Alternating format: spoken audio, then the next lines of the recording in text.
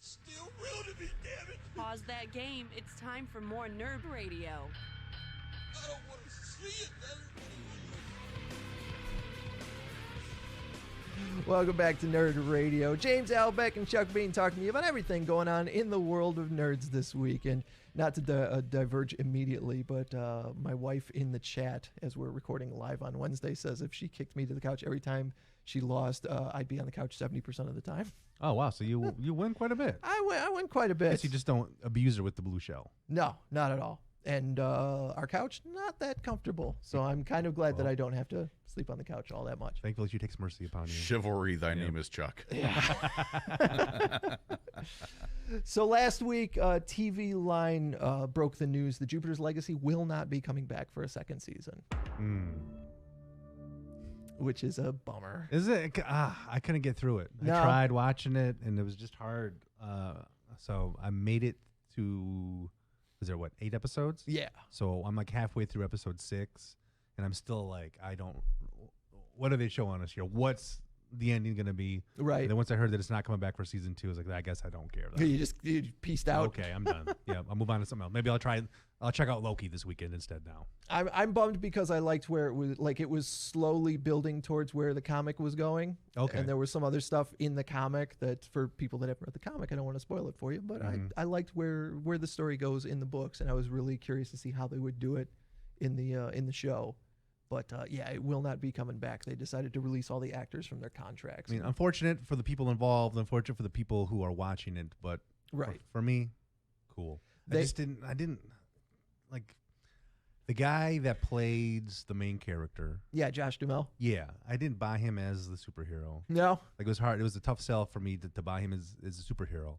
And I also didn't care for the moral dilemma that was pretty much going on between the main conflict between him and his son. Yeah. To me, I'm like, no question. What the son did, he did it right. Right. So I think that's part of my problem. Like, I can't see where he's coming from in terms. I don't want to spoil what happened in it. Right. But essentially, Josh Duhamel's character lives his life by a certain code as a superhero, and you never violate that code. Well, his son had to violate that code in order to save the entire family and the whole little troop of superheroes that they have. Right. And Josh Duhamel's character was like, you never do that. And I'm like, it's almost like Man of Steel when Superman's dad tells him not to save him from the tornado. And you're like, no, that's dumb. Yeah, like, why? That's just, I don't know.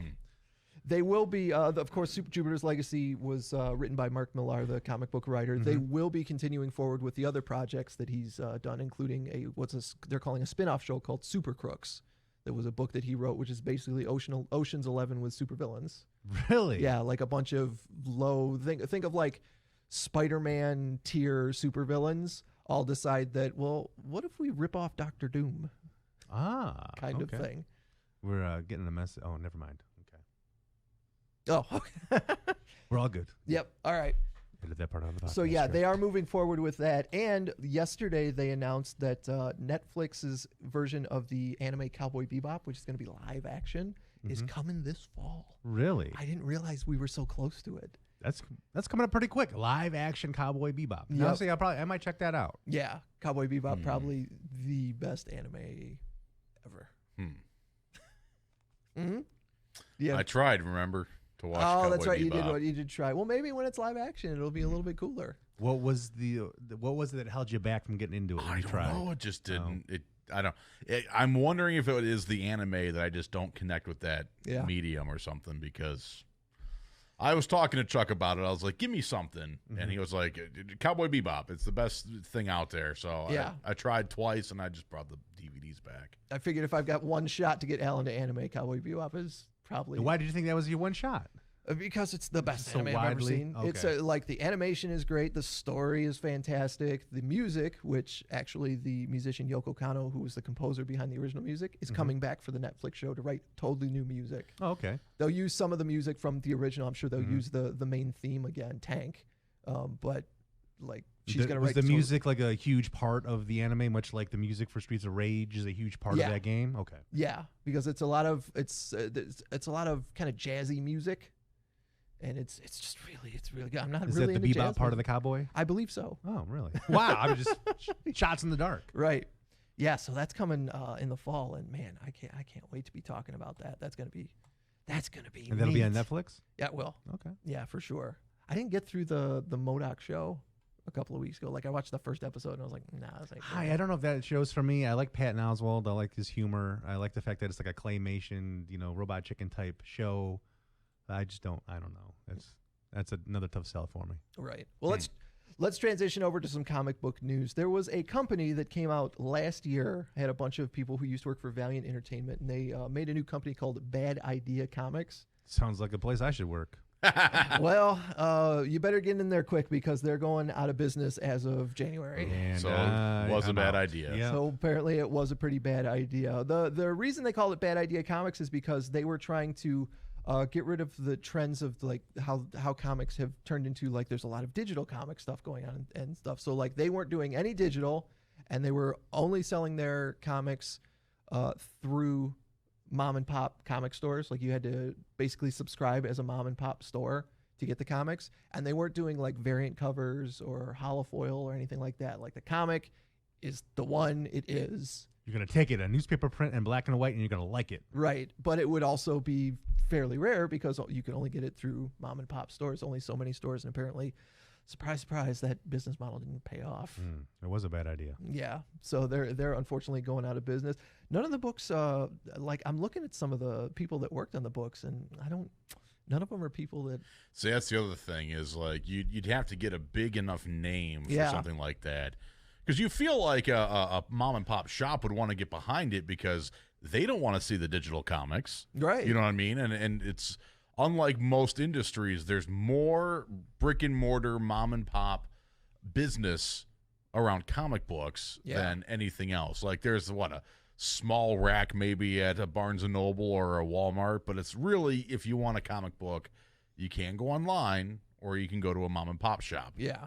That's your option basically. So you'd think that the comic book stores would want to get behind it, but just like we've talked about Diamond, it's like you've got to solicit 3 months out or whatever for your comics. Yep. That's a big gamble for them to try and get behind this thing. You know what I mean? Like you're asking for a lot without getting a big name writing or like a creative team together to get a reason to go buy this. And we've seen it with some of the other independent publishers too. Me and you are both big fans of Garth Ennis, and he'll work for Aftershock or he'll work for one of the other small companies, Dynamite. That's where he did The Boys. Yeah, and bring his audience with him to that publisher, which is really cool. And I just don't see anybody in the list that I would have showed up for, right? Unfortunately. So who would you say is the biggest name on the list? Sorry, Bad Idea Comics. There's a couple of artists in here.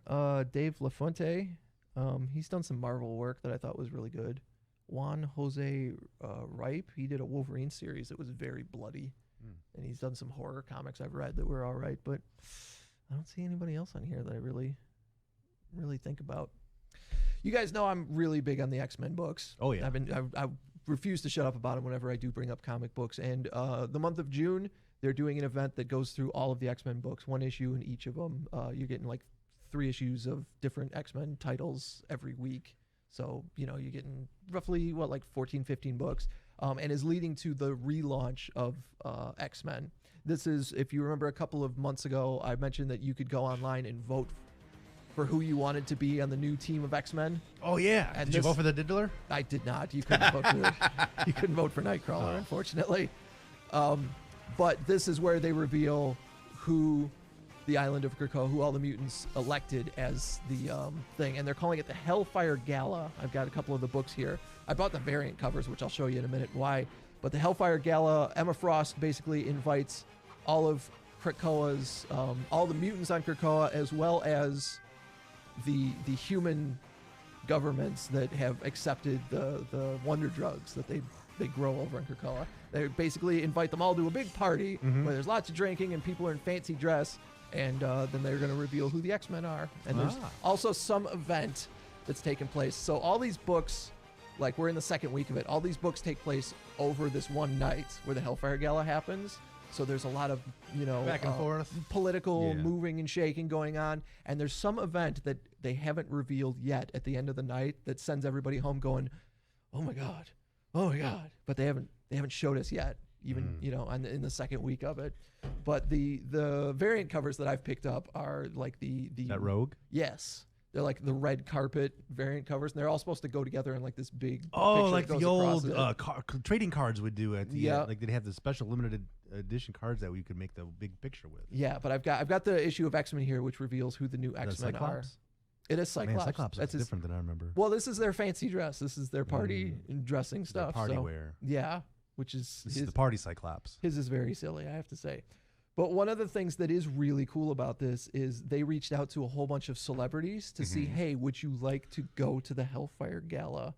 Would you like to have us draw you into a panel? Oh hell yeah, that's cool. That's cool. Somewhere in this series, and some of them, I see somebody in the background, and I know they're supposed to be somebody, but I have no idea who they are. Right. But some of them you can look at and you can go, hey, for people at home that can see it on the camera, that's Mark Maron. Oh, really? Mark Maron is at the Hellfire Gala. How cool is that? Is the mustache cool. man in the suit? That's cool. Yeah. And then there's a panel. This is from the X-Men book from this week later on, and he's been in a couple of panels already where it's like, hey, that's Patton Oswalt. Oh, it is. Patton Oswalt's at the Hellfire Nice. Gala. How cool is that? And then there's a little guy in the background that you can see wearing a hoodie and a hat. That is Eminem. Wow. Oh, nice. Eminem is at the Hellfire Gala, I wish I was at the Hellfire Gala. right? George R.R. Martin is in this particular panel as You well. can't miss him. Yeah. I'd go bug him about Lord of the Rings. Oh no, he's not the story he wrote. He's the the, one that wrote Game of Thrones guy. yeah. Sorry, I get my medieval times shows confused. But yeah, it's been a really fun kind of That's why mystery. I'm on a nerd podcast. I can't keep my nerdum straight.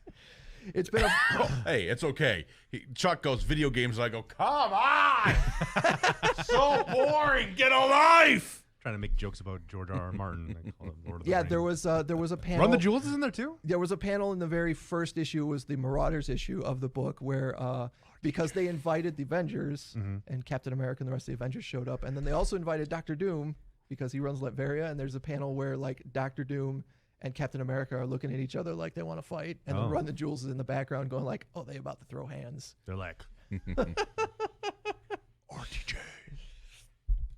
But it's been a blast to read. It's also reminded me every week I'll get 2 or 3 of these books, which is almost the perfect amount of comics for me. Like Yeah. I'll get the 2 or 3 books and I'll read them when I get them home on Wednesday and be like, that was awesome. Like it's not too little. It's not like, oh man, I can't wait till next week. That's like your Goldilocks equivalent of comics, right It's there. the exact amount. It's almost like when Tom King was writing Batman and it came out every other week. Yeah, And I was like, yeah. this is perfect. I don't have to remember what happened a month ago. I just have to remember 14 days ago. What happened 14 days ago in Batman? All right, cool. But every week when one of these 3 books come out, I'm always reminded. I was like, this is my favorite book in the X-Men line. And then next week, 3 more books come out. I was like, nope, I was wrong. This is my favorite book in the X-Men line. That's good. That's good that you find that much pleasure out of it. That is good because there's been some tough X-Men days where it's like, oof. Oh, yeah. You had to force yourself to read it. Yeah, and they're talking about, I don't know if we talked about it on the show, but the last issue of X-Men before this one, which is the final issue before they relaunch it, this is issue 21. The last issue of X-Men revealed that in the fall they're going to do a big crossover, like the X-Men have been known for, a big storyline, and it's going to be called Inferno, which was what the big story was called back in the 80s, where like okay. hell came to Earth and Madeline Pryor was the Goblin Queen and Colossus' little sister became a demon and all this stuff. They basically turned Manhattan into hell. Wow. So it's going to be different. Like they're not going to turn Krakoa into hell this year, but it's going to be more along the lines of like Mystique has been doing jobs for Xavier and Magneto because she wants her wife back, but her wife is somebody who can see the future, and they have hard rules when they resurrect people that they will not resurrect anybody that's from the future. Nobody knows that except for Magneto and Charles Xavier and Moira McTaggart for story reasons. But Mystique is finally going to have enough and be like, look, you're resurrecting my wife or I'm burning this place to the ground. Mystique's like, I've had it up to here. Yeah. So looking for, that's really been the charm. Well, that was not what's supposed. It's supposed to be fire burning. It, That's really been the charm of this entire this part of the X-Men line is they set up the island of Krakoa and they grow the wonder drugs and everything is cool, but then every single book, whether it's X-Force or New Mutants or X-Factor, every single book has something going on in the background where it's like, oh, well, that, like, if everyone on the island knows that that's happening or knows that that guy is doing what he's doing, like, they're going to revolt. It's going to be a riot. So it's just a matter of them setting up all these ways that Krakoa can go wrong and then waiting to see which one happens first and how they breaks first. Yeah, and how they deal with it. So do you have all of those issues to where you can make the picture? So far, I've gotten, there's like the two that I brought in don't actually go together, but it's supposed to be like kind of a red carpet, and each one has a specific, this is Rogue. It looks like Storm's going to be on the other side of Storm. Rogue. Yeah, Storm is over here. I can't remember who the red is over here. This one, the yellow was Captain Britain, Betsy Braddock. Okay, was on this side of it. I mean, that'd be interesting. I'd be interested in seeing once you get all the issues. Yeah. If you stack them up, stack them all together, take a picture. Yeah, I'll have to take a picture and put it on like my Instagram. Also, when the first issue of the X-Men run comes out, the artist that does these, Russell Dauterman, is doing trading card variants. Oh, nice. And they look like the original X-Men trading cards with the blue out thing, and like the first one is Cyclops, and then the back cover is the back of the trading card with all the stats and stuff on it. And I'm That's like, cool. Damn it. Do you know what other X-Men could possibly grace that new cover? I don't know, because I mean, they reveal what the team is, so I'd have to imagine it's going to be the team. But like the first issue, there's only that one cover, so I don't know if they're going to. If you don't know who's on the team yet, you won't know who's going to be gracing the cover. Yeah, I don't know if over like the 6 or 7 issues, the first 6 or 7 issues of the book, if they're just going to do these trading card covers over and over and over again. I don't know how expensive or how hard they'll be to get, but.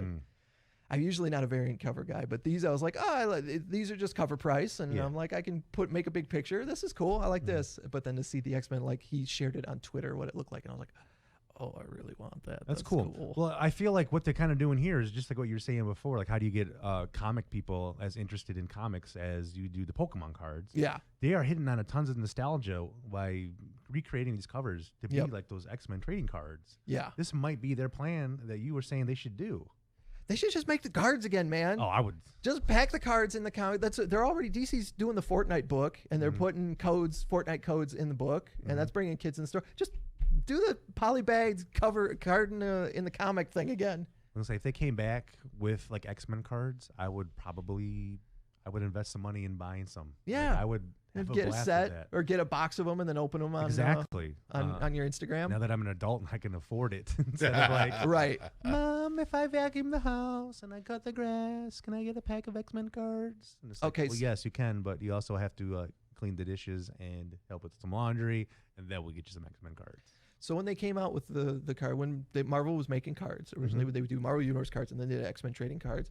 I bought boxes of cards. Oh, we did too from our house. the card. Yeah. Do you remember how much those boxes were? Like $50. 20.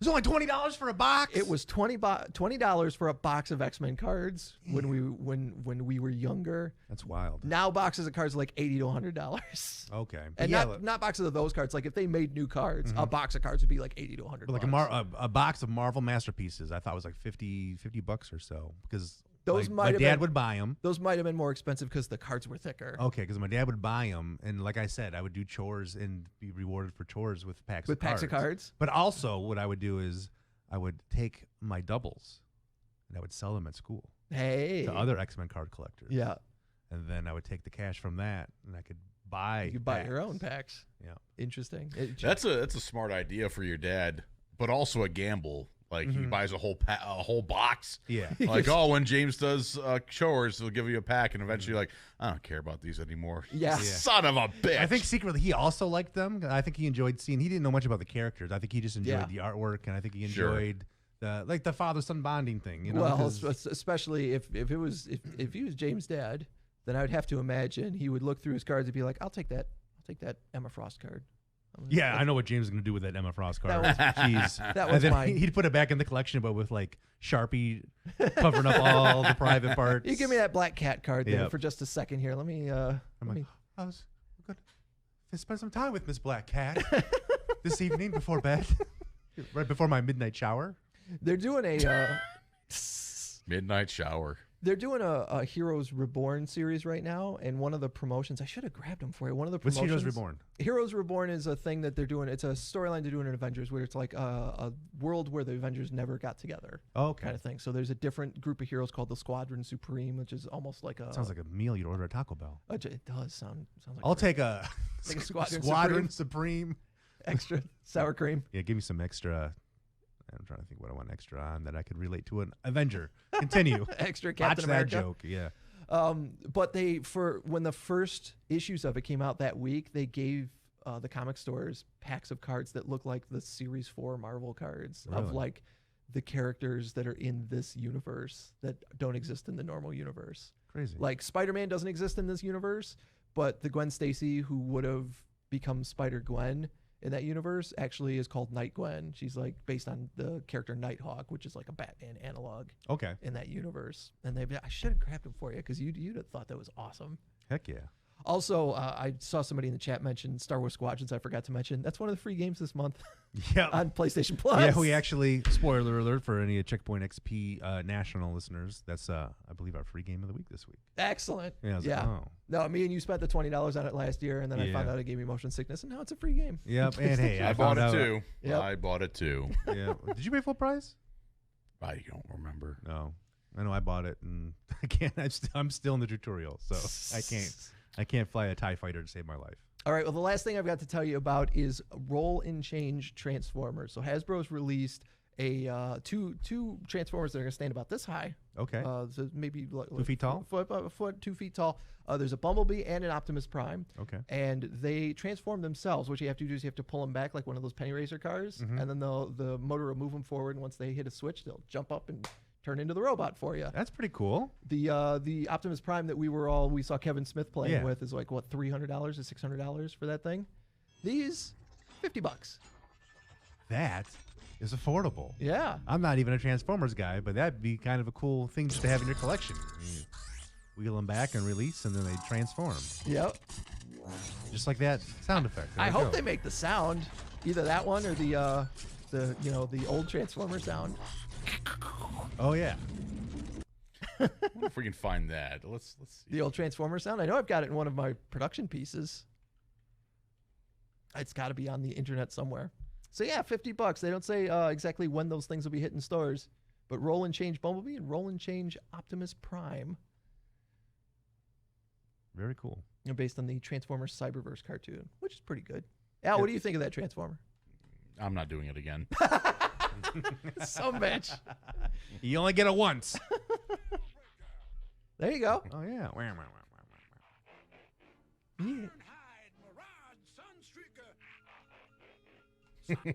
That's Scatman Crothers. I just realized that's a voice in one of our imaging pieces for the NerdRadio podcast. It is. Yep. Rock me, roll me, something, whoa me. That's all I got for this week, guys. Thanks. That's all you got? Yeah. Oh, somebody in the Twitch chat is saying, in my Discord, there was a little picture, like a little GIF, or maybe it's a TikTok of somebody with like a unicorn, like Transformer thing. I think it's a McDonald's toy, and it's like there's two of them. Yeah. And it's like you would take the car and release it, like pull it back and release it, and then it hits the other part, and then it like flies up at the end and transforms and into then a unicorn. And then they combine into a unicorn. Yeah, no, that is the ultimate Transformer right there. Yeah. What do you? Bam! Look at this beautiful unicorn. What is? What do you name that Transformer, James? The unicorn? The unicorn Transformer. Heaven on Earth. Heaven on Earth. Yeah. All right. All right. As always, I encourage you guys, let us know what you think of the show and hit us up on our social media. We're on Twitter, we're on Facebook, we're on Instagram at NerdRadio101. And that's the website where you can get the podcast every week. And make sure you check us out on Checkpoint XP's Twitch stream Wednesday afternoons at 11:30. Got anything you want to tell the folks before we go, Al? Bye. That'll do. I'm in a difficult situation here. I mean, after all, we're nerds. This Transformer is cool. Have a great weekend. See you later, nerds. The future's stupid, guys. I'm sorry, but it is. I have spoken.